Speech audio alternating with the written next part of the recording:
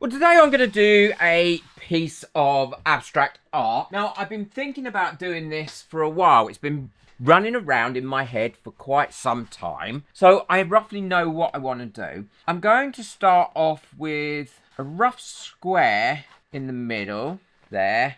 And then I want pieces coming off like this at an angle into that square, if that makes any sense. I don't want that bit there.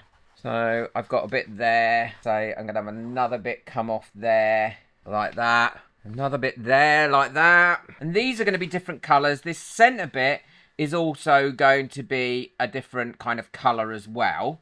What I'm doing is just arranging this so I've got a slightly larger centrepiece or centre part to this picture. Yeah, so that's better. I like that better because it's got more space in the centre of that. And now I've got that like that, what I'm going to do is draw my lines straight. Now, I'm no expert at abstract art. In fact, if anything, I would say I'm not very good at abstract art. But I don't mind. That isn't what it's about. For me, it's about enjoying it, really getting into it and relaxing and just going with the flow. And sometimes that can be enough, isn't it? I mean, we don't have to do everything that it's going to be a masterpiece or you're thinking you're going to, oh, I'm going to sell this for tons of money. Crafting an art can be just about us enjoying ourselves, enjoying the process, especially if you're someone like me who suffers from mental health issues and you just need time to really recharge and relax. And this, I find, really helps me to relax. It really helps me to get my creative juices flowing. And it gives me an awful lot of pleasure. So that I'm quite happy with. I'm also going to go down the sides of my canvas as well in the same angles, because I want the sides to be painted as well. There we go. So that's all the sides done. Now I'm going to start off this bit here with blue paint. I'm going to tape off. I want really quite sharp lines on this. So I'm going to tape off this area first. And all I'm using for this is just some masking tape to go over it. So I'm going to make sure that those are all stuck down. Hopefully this tape is going to be strong enough to allow me to do what I want to do. And now I'm going to get my blues out and start playing around with those on the inside. So now I've got that all taped off, I'm going to put some colours on here. I've just got a plastic lid that I'm using as a palette. And I've got my different blues. And I'm also going to put a bit of white in there as well. And I'm going to play around with those in here. I'm painting away from the tape rather than towards the tape because I want to try and not get any under it if possible. So I've got nice sharp lines. Tape does seem to be coming up a little bit. So there we go. So I'm happy with that. What I'm going to do is give that a quick dry with my hairdryer. And now that's dry, I should be able to take that tape up and hopefully it has given me a nice clean edge. It has. It's not too bad actually. I quite like that. So now what I'm going to do is tape off another area like this and do a different colour. So this time what I'm going to try and do is work from dark to light going down this way. So I've got the red here and all I'm doing is going through this like this, making sure I'm doing the sides as well. And now I'm going to dry that with my hairdryer again and then retape and go around and do the rest of the colours like that.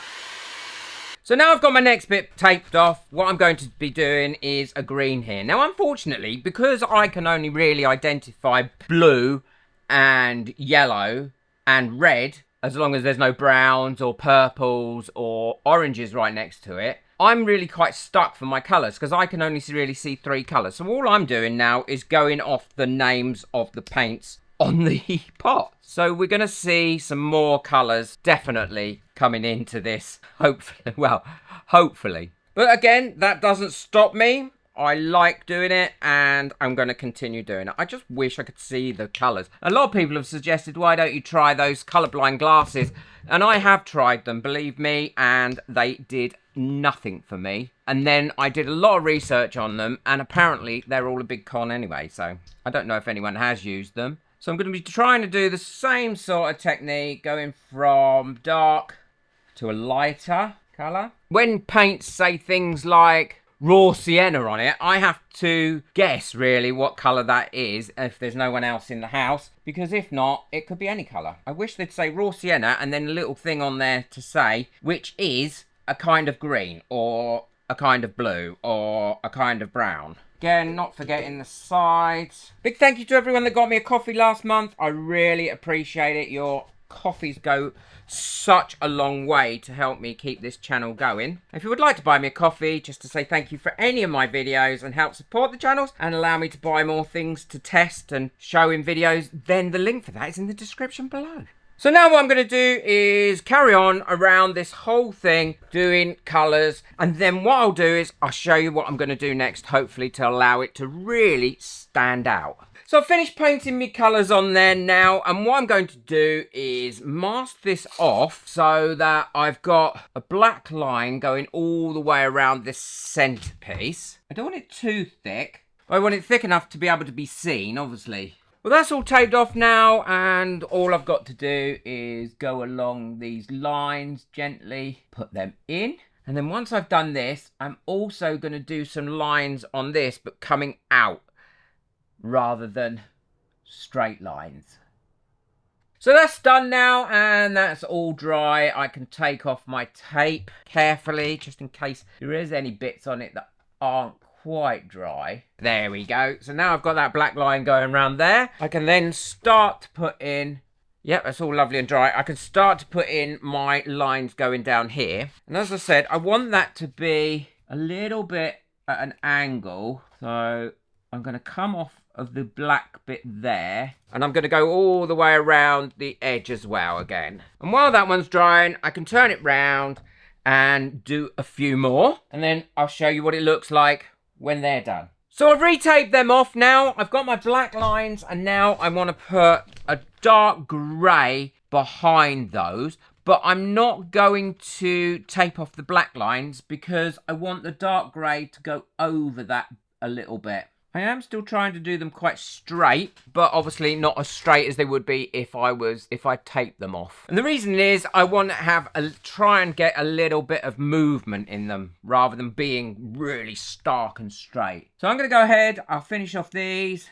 and then it should be ready for varnishing. And it is so surprising how much putting a varnish on it transforms the picture. Well, now I've taped it off one more time, and what I'm going to be doing is putting a lighter grey. So it goes from light to medium to dark grey. And once again, I'm going to do this by hand because I want it to have that little bit of movement on the inside of it. So I've finished doing all the painting that I'm going to do to that now. I'm really pleased with how that's come out. It is exactly how I pictured it in my head. What I'm going to do now is leave this overnight because I want to make sure it's fully dry before I varnish it. And honestly, the varnishing will again transform it even more. I think this is the most favourite I've ever made, but we'll see. So this is lovely and dry now, and what I'm going to do is give it 2 coats of this decorator's varnish, and that'll really make the colours pop. But what I will do is I will give it at least 2 hours between each coat. And when you're varnishing, try not to keep going over. I'm terrible for it, but try not to keep going over the same place that you've just been over. Brush it out like that and then let it dry. So there we go, that's the first coat. I'll leave that now for a couple of hours to dry, and then I'll do the second coat. The second coat I'll do that way rather than that way. And then I'll show you what it looks like finished. Well, I'm really pleased how that's come out. I love the gloss varnish on it. That always, I think, finishes it off nicely. It looks very 3D to me, like everything's going into the middle, which is what I was hoping for. And now all I've got to do is hang it on my wall. Hope you've enjoyed this. Check out my other attempt at abstract art. I've made several. I love doing it. I'm no artist, I never ever proclaimed to be one, but I really enjoy it. So if you want to have a go at doing something, have a go because you'll love it and it will make you feel really good. Boot that like button, hit that subscribe button, but most of all, enjoy your crafting. Take care. Bye.